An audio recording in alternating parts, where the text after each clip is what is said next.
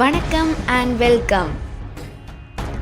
நம்மளுடைய வாழ்க்கையில் ஒரு ஸ்ட்ரக்சர் இருக்குது. அதாவது ஸ்கூலுக்கு போகணும், காலேஜ் போகணும், வேலைக்கு போகணும், இதெல்லாம் ஒரு பக்கம் இருந்தாலும் அடுத்ததான் கல்யாணம் பண்ணிக்கணும், குழந்தை பெற்றுக்கணும் இப்படிங்கிறது ஒரு கோலாகவே இருக்குது. இதில் நம்ம பொண்ணுங்களை எடுத்துக்கிட்டோம்னா எங்களுக்கு கடமை முடியணும், அதனால் நீ கல்யாணம் பண்ணிக்கோ அப்படின்னு அந்த பொண்ணை கல்யாணம் பண்ண சொல்கிறாங்க. இது ஆண்களை எடுத்துக்கிட்டோம்னா இவன் ரொம்ப சுற்றி திரியிறான், இவனுக்கு ஒரு கால் கட்டு போடணும் அப்படின்னு சொல்லிட்டு ஒரு கல்யாணம் பண்ணி வைக்கிறாங்க. சரி, இவங்க எல்லாரும் சொல்லிட்டாங்க, நீங்கள் சொன்னீங்க கல்யாணம் பண்ணோம், நீங்கள் சொன்னீங்க கல்யாணம் பண்ணோம், சரி கல்யாணம்னா பண்ணியாச்சு. ஒரு 6 மாதம் ஆனதுக்கு அப்புறம் என்ன குழந்தை இல்லையா, ஏதாவது விசேஷம் உண்டா அப்படின்னு கேட்குறது. இப்படி கேட்கறதுனால கல்யாணம் பண்ணியிருக்கக்கூடிய அந்த கப்பிள்ஸ் எந்த மாதிரியான பிரச்சனைகளை எதிர்கொள்றாங்க, அவங்க எப்படி கஷ்டப்படுறாங்க அப்படிங்கிறத சொல்லக்கூடிய ஒரு புத்தகம் தான் மாதொரு பாகன். பிரபலமான எழுத்தாளர் பெருமாள் முருகன் எழுதிய ஒரு புத்தகம். இந்த புத்தகத்தை 1 part woman அப்படின்னு ஆங்கிலத்திலையும் மொழிபெயர்த்து வெளியிட்டிருக்காங்க. அதுக்கப்புறத்துல இருந்து இந்த புக்கு சர்ச்சைக்கு உள்ளாகுச்சு. ஆனால் இந்த புத்தகத்துக்காக சாகித்ய அகாடமி விருதும் கொடுத்துருக்காங்க. ஒரு சர்ச்சைக்கு உள்ளாகினதுக்கு அப்புறமா ஒரு விருது கொடுத்துருக்காங்க அப்படின்னா அந்த புத்தகம் எப்படி இருக்குது அப்படின்னு நம்ம தெரிஞ்சுக்கலாம் இந்த கதையின் மூலமாக. அது ஒரு சின்ன கிராமம்தான். அந்த கிராமத்தில் விவசாயம், கால்நடைகளை மேய்க்கிறது, இதுதான் நம்ம கதையோட ஹீரோ காளியோட வேலை. ஒரு கதையில் ஹீரோ இருந்தால் ஹீரோயின் இல்லாட்டா எப்படி? நம்ம கதையோட ஹீரோயின் பேர் பொன்னா. காளிக்கும் பொன்னாக்கும் கல்யாணமாகி 12 வருஷம் ஆகிடுச்சு. காளியும் பொன்னாவும் கல்யாணம் முடிஞ்சதுல இருந்து அவங்க அப்பா அம்மா வீட்டுக்கு போனதே கிடையாது. ரொம்ப நாள் கழிச்சு இப்போதான் அவங்களுடைய வீட்டுக்கு போகிறாங்க அவங்கள பார்க்குறதுக்கு. நம்ம ஊரில் எல்லாருமே ஆண்களை ஒரு குறையும் சொல்ல மாட்டாங்க, ஆனால் பொண்ணுங்களை ஏதாவது குறை சொல்லிட்டே தான் இருப்பாங்க இல்லையா? அதை மாதிரி தாங்க நம்ம ஹீரோயினையும் பக்கத்து வீட்டுக்காரவங்க, எதிர்த்த வீட்டுக்காரவங்க, சொந்தக்காரவங்க, நண்பர்கள்னு எல்லாருமே அவங்கள குறை சொல்லிட்டே இருக்கிறாங்க. சொல்லப்போனால் அவங்களுடைய மாமியாரே அவங்களுக்கு சப்போர்ட்டாக இல்லை. காளியோட அம்மா கெட்டவங்கள்லாம் கிடையாது, நல்லவ தான். ஆனால் கல்யாணமான 6 மாதம் கழித்து இந்தாம்மா இந்த வேப்பம்பூ சாப்பிடு, இந்த லேகியம் சாப்பிடு, இந்த மருந்து சாப்பிடுன்னு சொல்கிறா. பரவாயில்லையே, வேப்பம்பூலாம் சாப்பிட்ற, எவ்வளோ அது கசப்பாக இருக்கும் அப்படின்னு அந்த காளியும் பொண்ணாவை கிள்றாரு. சும்மா செல்லமாக தான் கிள்றாரு. ஆனாலும் இந்த வேப்பம்பூவை சாப்பிடாத அப்படின்னு அவர் சொல்லவே இல்லை. இவங்க 2 பேருக்குமே எந்த பிரச்சனையும் கிடையாது. நமக்கு குழந்தை இல்லையே அப்படிங்கிறது ஒரு ஃபீல் இருந்தாலும் சரி பார்த்துக்கலாம் அப்படிங்கிற மாதிரி தான் இருக்கும். அதனால அவங்க 2 பேருக்கும் எந்த பிரச்சனையும் சண்டையும் இருக்காது அப்படிங்கிறத எழுத்தாளர் அழகாக எழுதியிருப்பாரு. என் புள்ள போகாத கோயில் இல்லை, பார்க்காத சாமியும் இல்லை, ஆனால் என் பிள்ளைக்கு ஒரு குழந்தை பாக்கியம் கிடைக்கலையே அப்படின்னு பொண்ணாவுடைய அம்மா காளியோட அம்மா கிட்ட புலம்புறாங்க.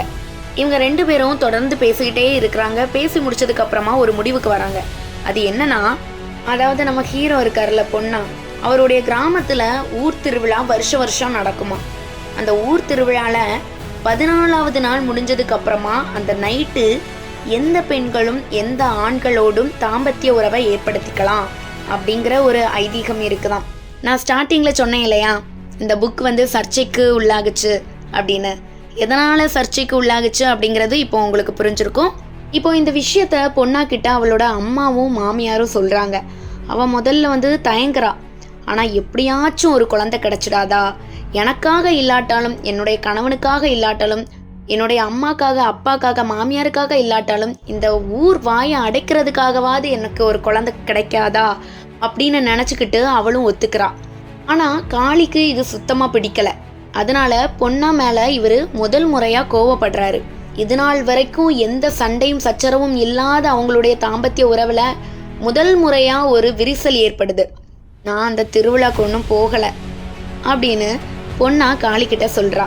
இந்த பக்கம் பொண்ணாவோட அம்மாவும் மாமியாரும் காளி இந்த விஷயத்துக்கு சம்மதிச்சிட்டான் அப்படின்னு பொண்ணா கிட்ட போய் சொல்லி அவளை ஏமாற்றி அந்த திருவிழாக்கு அனுப்பி வைக்கிறாங்க. இந்த விஷயம் காளிக்கு தெரிய வருது. அவனுடைய மனசு எப்படி சுக்குநூறாக உடஞ்சி போயிருக்கும் இல்லையா? இதோடையே அந்த நாவலை எழுத்தாளர் முடிச்சுக்கிறாரு. இந்த கதையில் அப்படி என்ன இருக்கு, நீ என்ன சொல்ல வர அப்படின்னு நீங்கள் கேட்கலாம். அதாவது கல்யாணம் ஆனதுக்கு அப்புறமா எல்லா கப்பிள்ஸுமே இதை சந்திக்கிறாங்க. குழந்தை இல்லையா குழந்தை இல்லையா அப்படின்னு ஊரில் உள்ள எல்லாரும் கேட்கும்போது அவங்களுடைய மனசு எந்த அளவுக்கு பாதிக்கப்படுது, துன்புறுறாங்க அப்படிங்கிறத ரொம்ப டீட்டெயிலாக கொடுத்துருக்கக்கூடிய புத்தகம் தான் மாதொரு பாகன். ஒருத்தவங்களுக்கு குழந்தை இல்லை அப்படிங்கிறத அவங்கள சுற்றி இருக்கக்கூடிய எல்லாருமே குத்தி குத்தி பேசும்போது அவங்களுக்கு எப்படி இருக்கும், எந்த மாதிரியான வலி இருக்கும் அப்படிங்கிறத இந்த புத்தகத்தில் அழகாக சொல்லியிருக்காங்க. இந்த கதையிலையுமே காளிக்கும் பொன்னாக்கும் எந்த சண்டையும் கிடையாது, எந்த வித பிரச்சனையும் கிடையாது. ஆனால் எல்லாரும் சொல்றதுனால, உனக்கு குழந்தை இல்லையா அப்படின்னு கேட்கறதுனால அவங்களுக்குள்ளால ஒரு சண்டை ஏற்படுது. குழந்தை இல்லை அப்படின்னு தெரிஞ்சதுமே உனக்கு ஏதாவது பிரச்சனை இருக்கா, இல்லைனா அவருக்கு ஏதாவது பிரச்சனை இருக்கா அப்படின்னு தான் சுற்றி இருக்கிறவங்க கேட்குறாங்களே தவிர, அவங்களுடைய மனசு எந்த அளவுக்கு பாதிக்கப்படுது, எந்த அளவுக்கு அவங்க வலியை சுமக்கிறாங்க அப்படிங்கிறத யாருமே யோசிக்கிறது இல்லை. அந்த அழுத்தத்தையும் அந்த வலியையும் இந்த புத்தகத்தில் அழகாக எழுதியிருப்பாரு எழுத்தாளர் பெருமாள் முருகன் அவர்கள். யாருக்கு வாயை அடைக்காட்டாலும் நம்மளை சுற்றி பேசுகிறாங்க இல்லையா, அவங்களுடைய வாயாவது அடைக்கணும் அப்படிங்கிறதுக்காக இந்த கதையில் உள்ள பொண்ணா என்னென்னலாமோ செய்கிறான். லேகியம் சாப்பிட்றா, மருந்து சாப்பிட்றா, மலையிலேருந்து குதிக்கணுமா குதிக்கிறேன், ஏதாவது யோகா பண்ணணுமா நான் பண்ணுறேன், என்னெல்லாமோ பண்ணுறா. எப்படியாச்சும் ஒரு குழந்தை கிடைக்காதா அப்படிங்கிற நினப்பில் அவள் படுற பாடு இருக்கே. இந்த நாவலை படித்ததுக்கு அப்புறமா எல்லாருக்குள்ளாலையுமே ஒரு எண்ணம் வரும், யாரையுமே இப்படி கஷ்டப்படுத்தக்கூடாது, அவங்களுடைய குறைகளை சொல்லி கஷ்டப்படுத்தக்கூடாது. முக்கியமாக கல்யாணம் ஆனதுக்கு அப்புறமா உங்களுக்கு குழந்தை இல்லையா அப்படிங்கிறத வார்த்தையை கேட்க தவிர்க்கணும் அப்படிங்கிறத உணர்த்தக்கூடிய ஒரு புத்தகம் தான் இந்த மாதொரு பாகன். உங்களுக்கு பிடிச்சிருந்தனா இந்த புத்தகத்தை வாங்கி படிங்க. மீண்டும் இன்னொரு சுவாரஸ்யமான தகவல்களோடு உங்களை வந்து சந்திக்கிறேன். அதுவரை உங்களிடமிருந்து விடைபெறுவது மு ஆஷா. நன்றி.